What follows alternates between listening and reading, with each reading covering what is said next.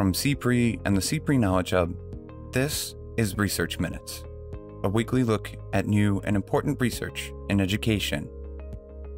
Today, we look at teacher effectiveness and what we've learned from years of research into teacher evaluation, professional development, and the nation's teaching workforce. I know that there's a lot of debate sometimes about how we should evaluate teachers and which method is best, but I think that those arguments are a little bit misguided. We welcome American University's Seth Gershenson, author of a new working paper examining various studies and approaches centered on identifying and producing effective teachers. He shares what he learned from his analysis. Having a good mentor in your student teaching practice really boosts your effectiveness as a classroom teacher down the road. And some potential implications for education policy, practice, and future research. Taking this type of behaviorally informed approach to designing teacher policy, I think is really promising. That's right now on Research Minutes.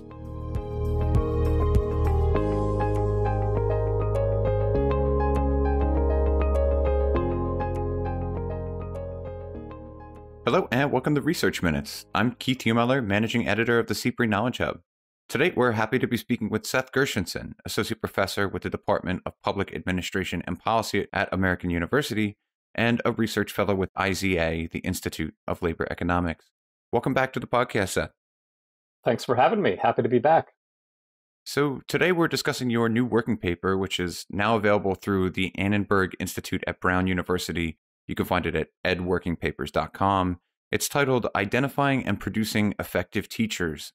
And in it, you offer an accessible review of how we identify effective teachers and the varying ways that districts and schools can help teachers become more effective using the lens of applied economics. To start, could you just give us a little bit of background? What led you to hone in on teacher effectiveness in general, and why did you approach it from this economic angle? Sure. Well, a lot of my research, including the research we talked about last time I visited the podcast, is about teachers and different aspects of how and why teachers really matter. And what I've come to conclude, and what many others have come to conclude, is that teachers really are the most important part of schools. They're the most important input to student learning and student achievement. And given that we roughly know this, that teachers are so important, I thought that it was useful to try to distill and wrangle all of the different research that different folks have been doing on teachers and put it all in one accessible document that school board members, school leaders, policymakers, as well as teachers and professors in college and master's classes can use as a reading and sort of a reference to keep all of this information together. And I should also say, a lot of this research is moving pretty quickly. There's always a new study coming out somewhere. And so periodically, it's useful to sort of check in and see, okay, what's the frontier of the research on identifying teachers and improving teacher effectiveness? And hopefully this will get people up to speed and give a sense of all of the new and important research that's out there on teachers. So could you give us an overview of your approach to this paper? I mean, were you looking at specific kinds of research? Yeah, so I'm an economist by training, and a lot of my research has somewhat of an economic lens, but I didn't exclusively look at economics papers. I tried to organize the paper in a few sections, and the first two sections are about just documenting teacher effects. And there, I think the most compelling evidence, for me at least, is so-called value-added models that basically identify individual teachers' contributions to students' learning gains over the course of a school year. And so I review that literature a little bit, but then I also look at two other important types of teacher assessments. One is classroom observations, and the other is more subjective feedback from principals. And so I review what we know about those three different types of measures of teacher effectiveness. And what I conclude is that none of them are perfect. They all have their own strengths and limitations. And They tend to agree more than they disagree. I know that there's a lot of debate sometimes about how we should evaluate teachers and which method is best, but I think that those arguments are a little bit misguided because what I came around to seeing is that these three different approaches to measuring teacher quality or teacher effectiveness are really much more complementary than they are substitutes for one another. And so what I suggest at the end of that initial section is, when possible, we should use multiple measures of assessment to identify effective teachers. And those multiple measures, again, are more quantitative or test score-based value-added models, classroom observations that have a neutral observant in the classroom watching and assessing the teacher's command and pedagogy in the classroom. And then lastly, principal ratings. And so together, they sort of triangulate, who's an effective teacher. And I think that all of these three approaches, these three literatures, corroborate, A, that teachers are really important, teachers really matter, and that to get a good sense of who's a good teacher, we should be using all three approaches when possible. That was actually going to be my next question. I was curious if you could walk us through what you learned about how we identify effective teachers in the first place, and if there's some potential strategies that exist to address some of these persistent challenges that have sort of plagued schools and districts over the years. Are there any more that you could clue us in on? Sure. Well, I mean, again, I would just say we shouldn't let the perfect be the enemy of the good. None of these approaches are absolutely 100% perfect. And we should embrace the idea that some information is better than no information. And together, using these three multiple measures when possible really gives us the best sense of who's effective in the classroom and who's not. And then, as we'll get to, we'll talk about how can we help teachers who might not be as effective right now get more effective. So let's jump into that section, as I'm sure that a lot of stakeholders across the country are interested in this idea of building teacher effectiveness, either in pre-service teachers or in teachers who are currently working. Could you walk us through what you learned in your review there? Sure. The first point is that in most states, teachers have to have some sort of credential or certification, and usually that means attending a teacher training program in a college of education. So I looked at the research on what are the effective teacher training programs. And somewhat surprisingly, the literature there is very mixed. And it's not really the case that we can say, okay, this type of teacher training program is really good and this one isn't. In fact, what we see is that there's tremendous variation within the graduates of a teacher training program in teacher effectiveness. So in other words, teacher training program A might produce 50 graduates in a given year who go on to become teachers. And there's going to be a lot of variation in those 50 teachers in terms of effectiveness in the classroom. So that's not a promising strategy right now, trying to target or mimic certain teacher training programs as a whole. What is more appealing and possibly useful is to think more about the student teaching experience that usually happens in the last year or two of a teacher training program. And Dan Goldhaber has written a lot about this. And basically, he finds that teacher mentors are hugely important. And so having a good mentor in your student teaching practice really boosts your effectiveness as a classroom teacher down the road. And so what I take from that idea and the numerous studies that Dr. Goldhaber and his co-authors have written recently on this work is that teacher training programs in general are not maximizing their effectiveness by not fully leveraging their good mentors. So what I mean by that is we could increase the workload of really good master teachers or mentor teachers, and exposing more pre-service teachers to really effective mentors will boost their effectiveness when they get to the classroom. It's not a big cost to the master teachers who do this mentoring and overseeing of student teachers. And so it's really a win-win opportunity. So that's one way to be more strategic in the teacher training pre-service world. Then another thing that Goldhaber and his team recognize is that the conditions in which you do your student teaching also seem to predict your effectiveness in the classroom in terms of the socioeconomic or demographic makeup of the school you do your student teaching in. And so if you're going to be in a school of a certain type, it's much more useful to do your training, to do your student teaching in a similar school with similar students, because then you're really practicing and preparing and learning to teach in the type of school you're actually going to move to. It looks like too many student teaching assignments happen in sort of the ideal setting of a very well-funded, very high-achieving school, and that gives teachers a sort of a false sense of security because things are a little bit easier than they're going to be when they get to their real placement, when there are high stakes and they become the head teacher. So those are two ways that I think we could and should be more thoughtful about the student teaching process, which, from what I've read, is probably the most important part or one of the most important parts of that pre-service teacher training. So the other thing we should think about is how we do in-service teacher development for current teachers. And there's a long history of various seminars and programs for in-service teachers to keep them current on teaching methods and so on.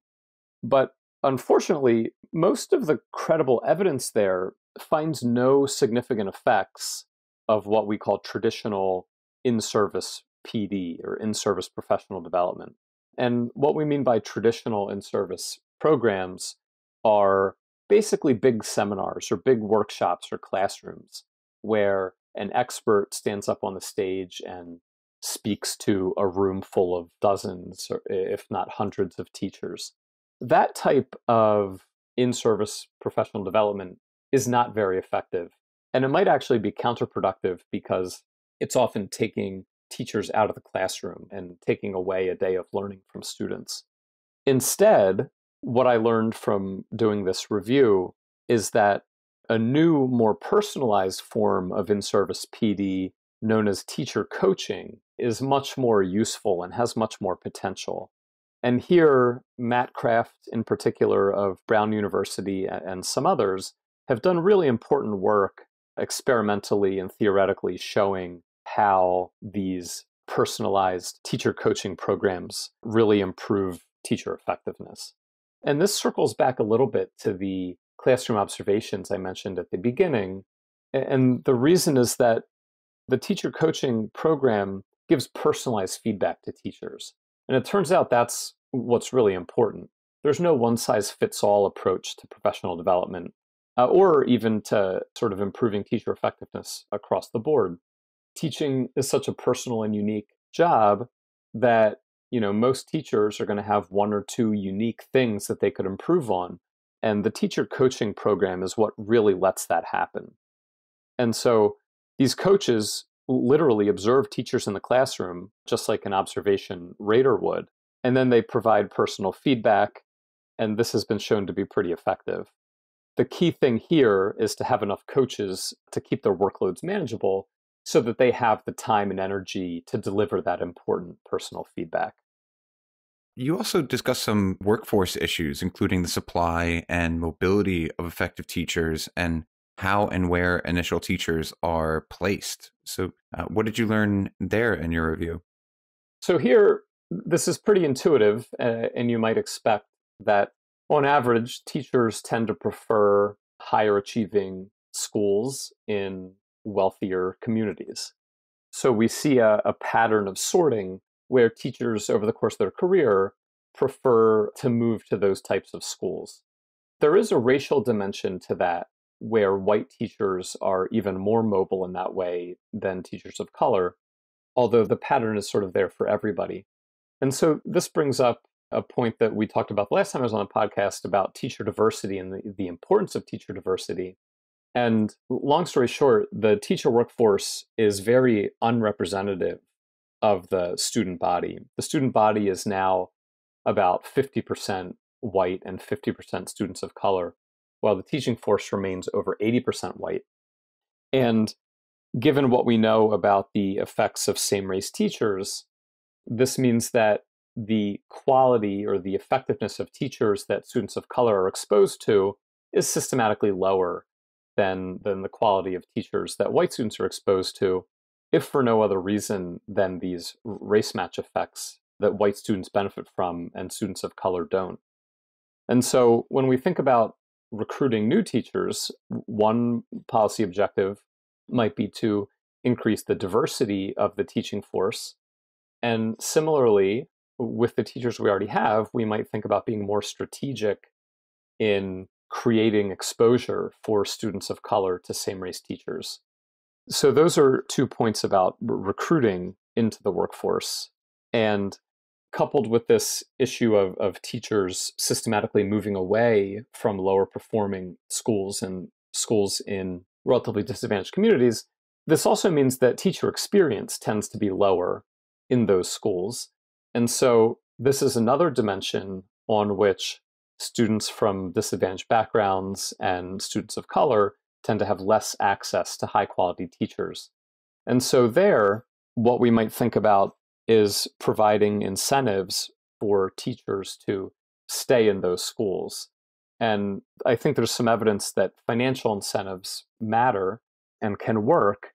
And so that's something else to seriously think about, is using small bonuses or financial incentives to recruit and retain teachers in lower performing schools where they'll have even more impact. One other thing I can say about the financial incentives is that designing the financial incentives correctly is really important. And there's a really fascinating study by some economists, some behavioral economists, who use insights from psychology to think about how to get the most bang for your buck with these financial incentives.